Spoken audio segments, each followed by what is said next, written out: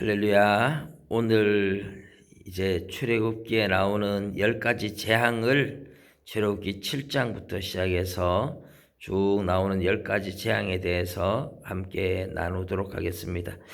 자, 오늘 제가 보여드리는 지도 어제 지도하고 똑같은데 이 지도는 이 이집트에서 홍해 바다 그리고 이스라엘 땅도 나오고요. 수리아 안디옥도 나오고 티그리스 강, 유프라테스 강 해서 메소포타미아 지역에 옛날에 이제 아론이 살던 갈대아 우루 지역도 나옵니다. 그리고 저 멀리 아라라산, 오늘날 터키 지역의 아라라산도 이렇게 나오고 있고요.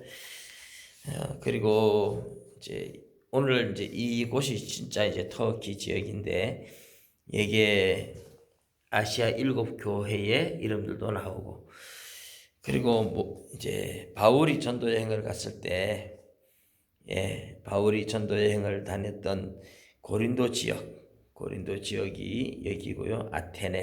아덴 써 있는 게 이제 그리스 아테네지요. 그리고 이제 아덴 바로 옆에 고린도 지역이 있고요. 바울이 4차로 전도 여행을 갈 때는 사실 죄수가 돼가지고 로마까지 그렇게 끌려서 갔었죠. 로마까지 이렇게 가는데 이 지도, 큰 지도를 제가 구했지만은 어디 달 데가 없어서 지금은 가지고 있는데 곧 2층에 우리 벽에다가 붙일 생각입니다. 오늘은 이제 출애굽기 10가지 재앙에 대해서 이 지도에서는 뭐 이스라엘 백성들이 탈출했던 그들이 살았던 고센 땅, 그리고 비동과 람셋을 건축하면서 고생했다가 탈출해서 숫곳에 이제 처음에는 숫곳에 갔다가 거기에서 에담 광야 이렇게 하면서 사실 마라의 쓴물을 먹고 홍해 바다를 걷는 것을 여기라고 하고, 여기가 마라, 엘림, 그리고 이제 르비딤, 다베라, 시내산 이렇게 나오죠. 그런데 사실 이스라엘 백성들이 홍해를 건넌 것이 어디냐 이렇게 할 때 오늘날 지금 여기에 보이는 요게 이제 호수인데 이 호수를 건넜다 이렇게 생각하는 사람들도 있고, 이렇게 여기를 건너서 마라와 엘림과 이렇게 갔다 하는 사람들도 있어요. 그렇지만 실제로 이제 성경적으로 보면 모세가 피난 갔던 미디안 광야, 거기에서 호렙산이 이제 서쪽으로, 미디안 광야 서쪽으로 가서 홍해 바다 근처 바닷가 호렙산이 있었다 하니까 지금 여기가 미디안 광야고 이쪽 바다를 건넌 겁니다. 여기에 지금 현재 라오즈 산이라고 있는데 이 지도에는 나오질 않아요. 라오즈 산이기 때문에 실제로 이스라엘 백성들이 탈출을 해서 이쪽으로 해서 이쪽으로 그냥 와서 여기서 바다를 건너갔다, 그렇게 이제 볼 수 있습니다. 그것은 뭐 그렇게 어디인지 우리가 그 지명을 아는 것은 그렇게 중요한 것이 아니고요. 자, 10가지 재앙을 내렸던 것은 그냥 하나님이 단순하게 벌을 내린 게 아니고, 애굽에는 수많은 우상들을 섬기고 있었고 수많은 종교 다원주의죠. 수많은 우상들을 섬겼는데 범실론이라고 합니다. 범실론은 모든 만물 속에 신이 다 있다 이렇게 생각하는 거죠. 그리고 그들이 가장 중요하게 여기는 신은 태양이고, 애굽의 왕 파라오는 태양의 아들, 태양신의 아들이라고 이렇게 이제 생각을 했어요. 이제 10가지 재앙과 관련해서 10가지 재앙이 전부 다 사실 애굽의 신들을 벌하는 과정입니다. 애굽의 신이라고 여기는 모든 신들을 하나님이 벌을 내리는 장면인데, 먼저 나일 강물이 피가 되게 만들었었죠. 나일 강이 이렇게 쭉 흘러가는데 나일 강을 피가 되게 했는데 나일 강을 신으로 숭배했어요. 나일 강이 애굽의 젖줄이죠. 그 강 덕분에 살고 있죠. 그래서 강을 신으로 숭배했는데 이 강의, 나일 강의 신을 히피나 크눔, 오시리스 이런 신들을 나일 강의 신으로 생각하고 섬겼습니다. 나일 강물이 피가 된다는 것은 그들이 섬기는 우상 히피, 크눔 하는 이런 신들에게 벌을 내린 것이다. 이렇게 볼 수 있어요. 두 번째 이제 개구리가 올라와서 더럽히고 그러는데 이 애굽에서는 이제 개구리를 모지리카라고 부르는 학명을 가진 개구리를 말하는데 사실 이 개구리 머리를 가진 여신이 있었어요. 헤트라는 여신, 이것은 풍요의 여신을 상징하는데 이 개구리 여신인 헤트가 홍수를 가져다 주어서 나일강이 넘쳐서 그렇게 아주 기름진 땅을 만든다고 생각을 했어요. 사실 나일강이 홍수가 날 때는 아프리카, 중앙아프리카 탄자니아 지역에서부터 홍수가 나가지고 강이 엄청나게 범람하는 시기가 있는 거죠. 그런데 이집트 사람들은 헤트라는 개구리 여신이 홍수를 가져온다고 생각해서 섬겼는데 그 개구리들이 전부 다 올라와서 막 온 땅을 어지럽히다가 다 죽어버렸죠. 개구리 신을 벌을 내리는 것입니다. 세 번째로는 땅의 티끌이 전부 다 이가 되어서 사람 몸에 기어오르고 하죠. 그런데 이 땅의 티끌이 이가 되었다는 것은 땅의 신을 벌을 내리는 거예요. 땅의 신은 이제 게브라고 불렀어요. 게브라는 땅의 신이 있었고 생명과 풍요의 신이라고 불렀습니다. 근데 이 땅의 신에게 벌을 내릴 때 마술사들도 지금까지 물을 피로 만드는 거나 개구리가 올라오게 하는 것은 마술사들도 했어요. 그런데 마술사들이 지팡이로 뱀도 만들고 이건 이제 마귀의 힘을 빌려서 과거에는 옛날에 과학이 발달하기 전에 이때는 마귀가 지금은 과학을 통해서 사람을 미혹하지만 마귀들이 옛날에는 이런 둔갑술이나 마술 같은 거를 통해서 사람들을 미혹했죠. 사실 뭐 사람이 마술을 부리는 게 아니고 마술사의 꼭대기 가면 귀신의 힘을 이용해서 변신술 같은 것도 하는 거 법입니다. 그래서 여러분 마술도 조심해야 되는 거예요. 그거 뭐 거짓이고 속임수고 전부 다 마귀에게 속한 겁니다. 그런데 이제 마술사들도 애굽의 마술사들도 더 이상 티끌 가지고 일을 만들 수 없죠. 하나님께 항복하는 재앙이 세 번째 재앙인데 어쨌든 땅의 신 게브에게 벌을 내렸다. 네 번째는 파리떼가 올라와서 난리를 쳤죠. 그런데 이 파리떼가 올라오는 것은 애굽의 어떤 신에게 벌을 내리느냐 하면 케프라라는 신에게 벌을 내린 거예요. 케프라라는 신은 풍뎅이 모양의 신입니다.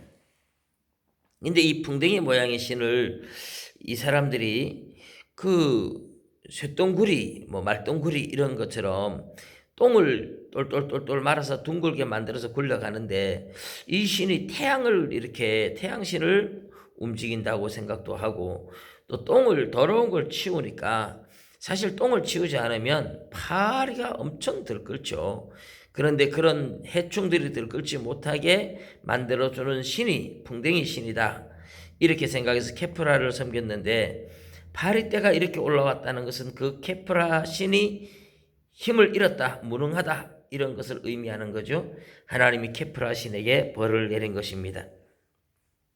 다섯 번째는 이제 악질 또는 가축 돌림병이라고 이렇게 말하는데 이 가축 돌림병으로 가축들이 죽어나갑니다.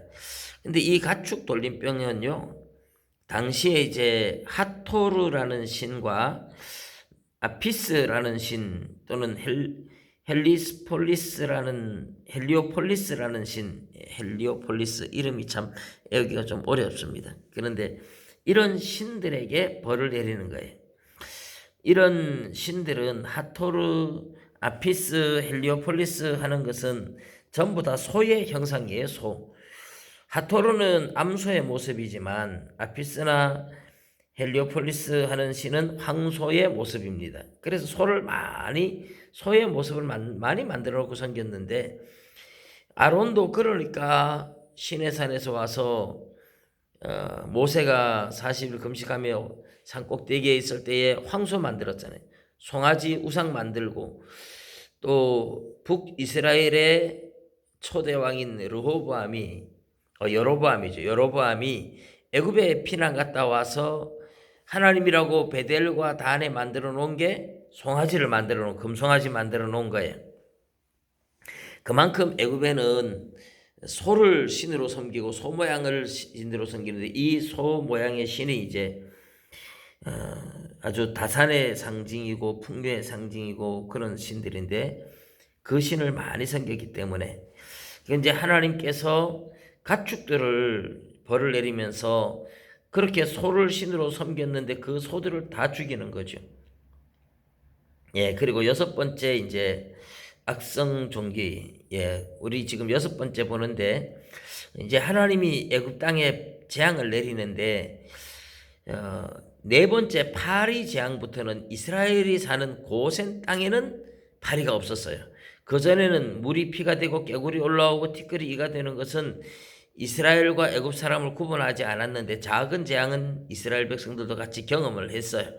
그런데 큰 재앙부터 파리 재앙부터는 하나님이 이스라엘에는 내리지 않고 애굽 사람들한테만 이제 벌을 내리는 겁니다. 하나님의 백성과 구분시키는 거죠.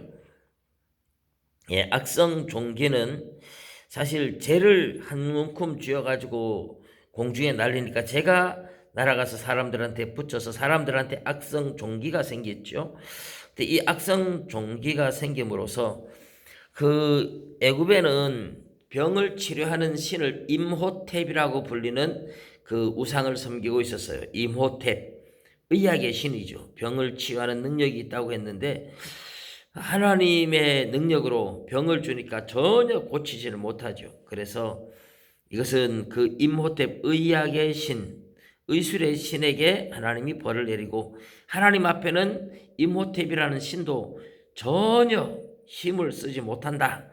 하나님이 진짜 신이고 하나님이 진짜 능력이 있다는 것을 보여주는 겁니다. 그리고 이제 일곱 번째 재앙은 우박을 내려서 식물들을 다 파괴하는데 이것은 농사의 신이 이제 이시스라는 신이 있었어요. 그리고 대지의 신, 땅의 신 슈라는 게 있었어요. 땅의 신이 이제 계부도 있고 슈도 있고 한데 어쨌든 농사를 다 망치는 것이니까 농사의 신인 이시스나 땅의 신 슈가 힘을 쓰지 못하고 하나님 앞에 꼼짝 못한다는 것을 보여주는 것이죠.